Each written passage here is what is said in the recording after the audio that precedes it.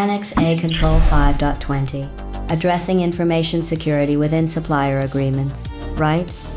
This is the one where the standard stops asking you to think about your suppliers and starts asking you to write it down and get them to sign it. And I know contracts, the single least glamorous thing in the whole of information security. Nobody has ever made a conference talk about a Schedule 3. But this control is where a shocking amount of your actual risk lives. So stay with me. Here's what the standard actually asks for. Relevant information security requirements shall be established and agreed with each supplier based on the type of supplier relationship. Two verbs there. Established, agreed, not discussed, not raised on a call, agreed in the agreement, with a signature underneath it. So let's talk about Dave. Dave works at a 12-person software company. Dave is the person who does the security thing because Dave once fixed the printer and now this is his life. Dave has a supplier list. It's a spreadsheet.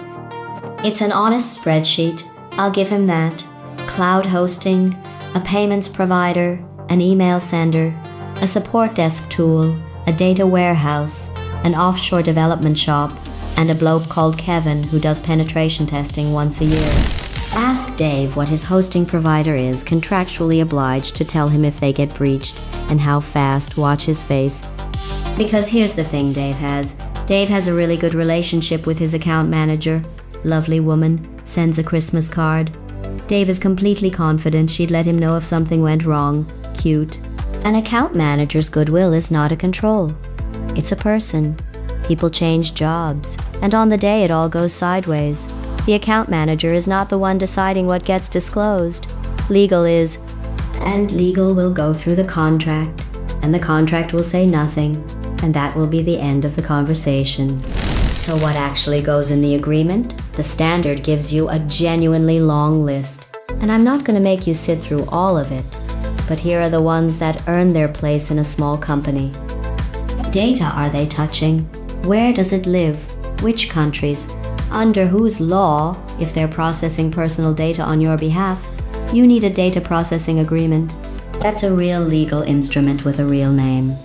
And it is not the same thing as a line in your terms of service saying you take privacy seriously. Security obligations. What are they actually committing to? Access control, encryption, patching, vulnerability management, staff screening, right size though.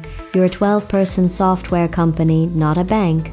Asking a supplier to commit to a security operations center staff 24 hours a day when you're paying them £90 a month is not rigor. It's cosplay. And they'll either laugh at you or say yes and lie. And I genuinely don't know which is worse. Breach notification.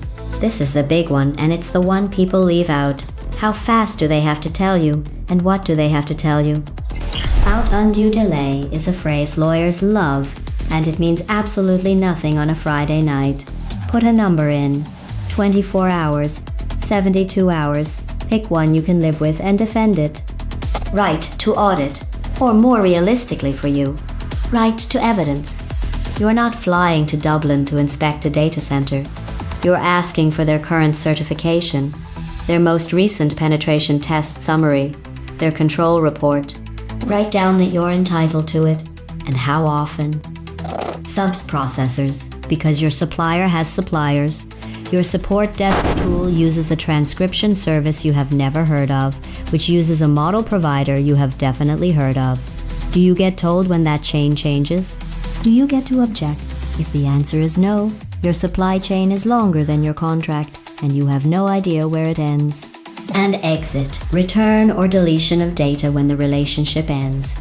This is the clause everyone forgets, because nobody signs a contract while thinking about the divorce.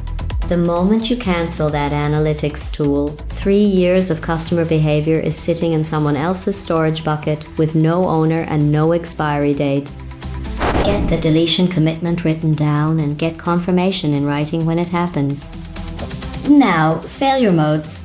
3 of them, and I've seen versions of all 3 discussed openly enough to know they're not rare. Failure 1. The handshake. You had a great conversation during procurement. Someone said the words, "We're fully compliant." Nobody wrote it down.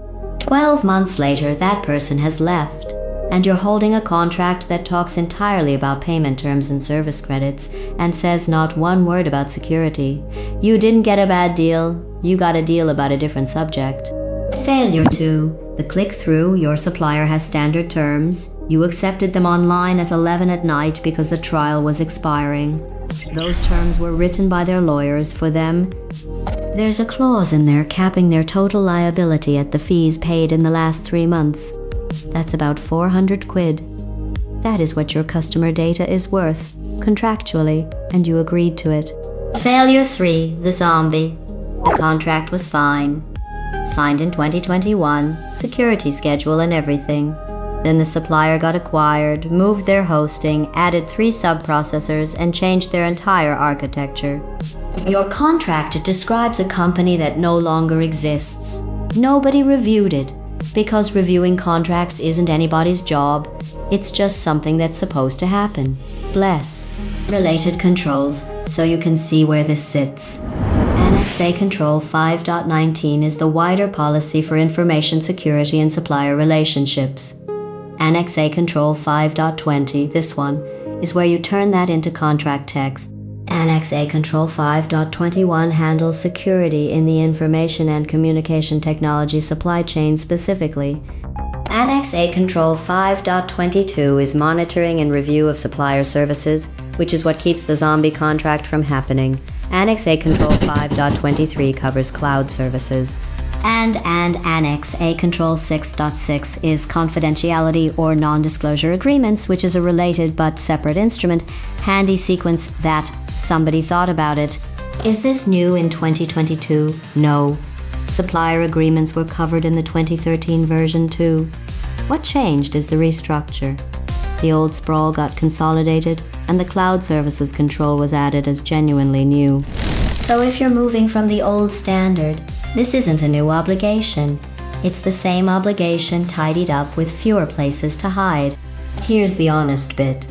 Nobody enjoys this control.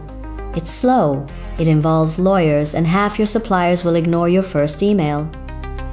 It is the only control in this family that still works when everyone who negotiated the deal has left the company.